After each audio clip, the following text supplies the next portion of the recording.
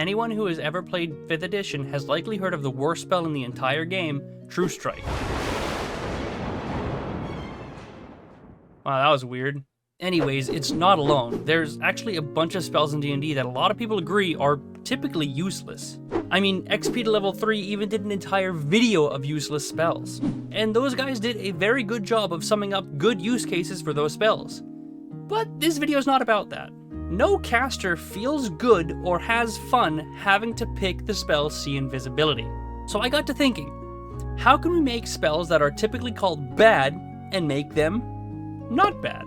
So I took 5 of the most unanimously agreed upon terrible spells in the game and did just that. Quick disclaimer, I understand all spells have unique situations where they can be used, but the bottom line is these spells are almost never fun to utilize because they are so niche. So sit back and relax as I take you through 5 terrible spells and make them better. To start off, I figure we should go with the number 1, no questions asked, 100% agreed upon worst spell in the entire game, True Strike. If you don't know why True Strike is terrible, allow me to elaborate. Your magic grants you a brief insight into your target's defense. On your next turn, you gain advantage on your first attack roll against that target. If you're new to D&D, you might be saying, but that doesn't sound so bad. I mean, advantage is good, isn't it? At first glance, I would agree with you, but there is an itty-bitty, teensy-weeny, tiny bit of information that makes this spell absolutely terrible. This right here, this son of a bitch, you see that? That stupid little C means that it's concentration. Oh yeah, and don't forget about that. I didn't forget about you. True Strike costs an action. And you know what else costs an action? That's right, making an attack. So, you would forego your turn and cast True Strike, and then next turn, make an attack with advantage. In reality, you could simply attack this turn and attack next turn, literally getting the exact same effect. There may be statistical garbage that I'm not mentioning, but I'm a DM, not a statistician. And I'm pretty sure I pronounced that wrong. But how would we make it better?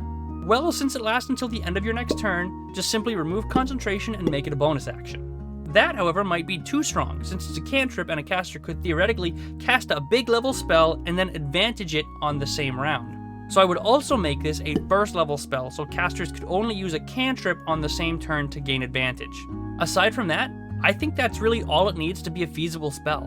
But honestly, there are thousands of ways you could fix this spell, and this is just one. And actually, that's a good point. If you have any ideas on how to fix this spell, let me know in the comments below.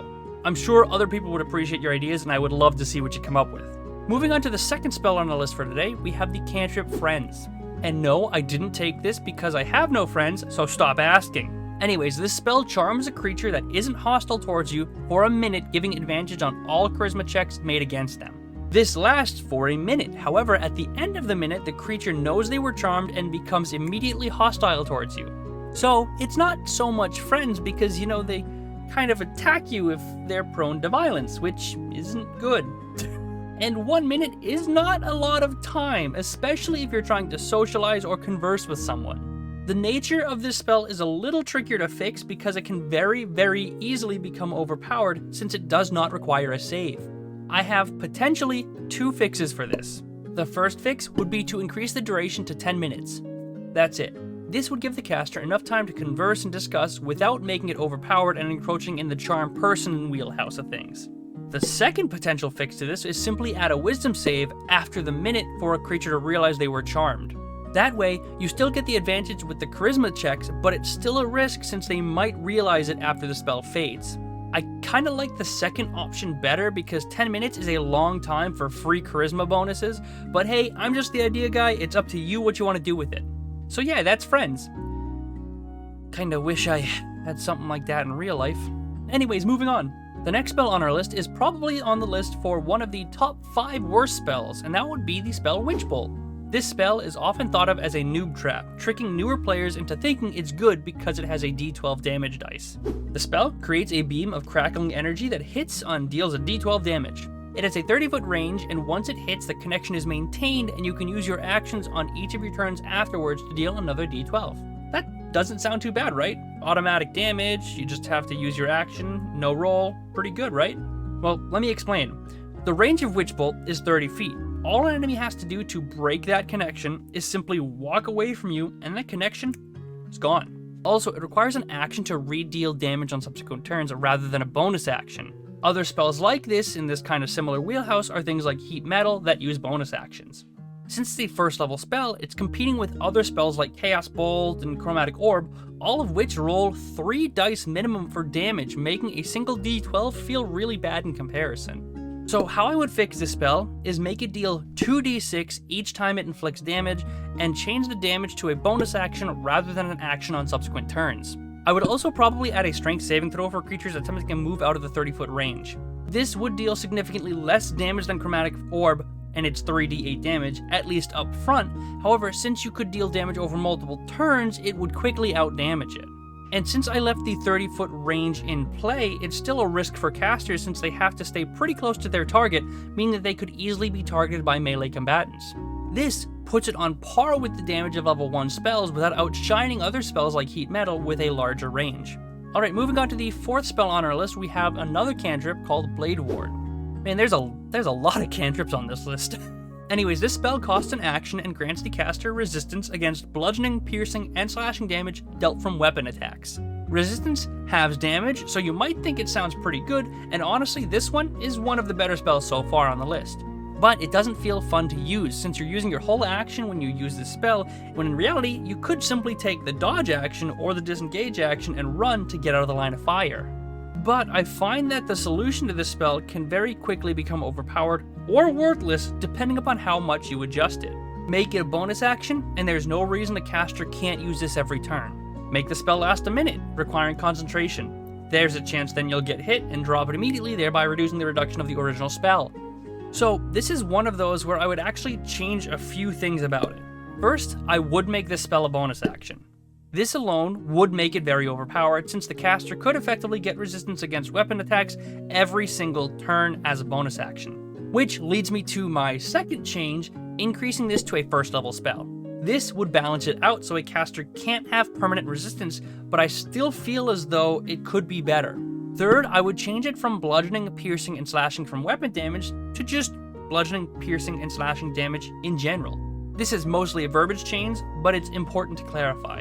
And finally, the last thing I would change is be able to cast this spell on other players. While it doesn't increase the relative power of the spell, it makes it much more versatile, which makes it a much more valuable use of a spell slot. And since it's now a first level spell, it does present a choice for the casters to make on their turn. Either cast Blade Ward on themselves or their friends, or just forego it altogether and cast another leveled spell. All in all, I think Blade Ward was the toughest spell to change since it's already technically usable, but I think I really enjoy the new version we just made. Just like how you'll really enjoy liking and subscribing. I mean, look at these satisfied customers. Let's read one now. Wow, your videos are amazing. I'm binging them all right now as I write this comment. Keep up the amazing work, you handsome bastard. I will do, thank you very much.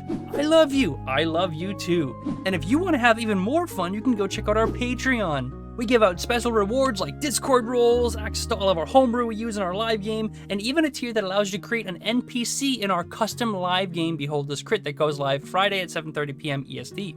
And let's be honest, what's more fun than watching your favorite NPC get fireballed by our lovely bunch of murder hobos? So be sure to click all of those buttons and let me know in the comments below how much fun you had. Anyways, no more fun. Let's get back to the serious video where we're going to talk about the final spell, Mordekainen's Sword. This is a 7th level spell that sounds really cool at first glance. Summon a sword that attacks with you. Except, that's not it. It costs an action to initially cast, and then your attacks afterwards with the sword cost a bonus action, similar to Spiritual Weapon. But since it's a 7th level spell, it should deal more damage, right? Wrong, because this battle area only deals 3d10 on a hit. Now for comparison, the 2nd level Spiritual Weapon deals 1d8 plus your spellcasting modifier of damage. But that's not really helpful, so let's go deeper. Bigby's Hand, the same style of spell, creates a spectral hand that can attack as a bonus action, which deals 4d8 damage. Considering Bigby's Hand is a 5th level spell and deals more damage on average than a 7th level spell, there is clearly something wrong here. But wait, there's even more. Mordekainen's Sword can only move up to 20 feet to attack as a bonus action, so if a creature runs away from it, it is not getting there to hit it. Bigby's Hand can move 60 feet and attack as a bonus action.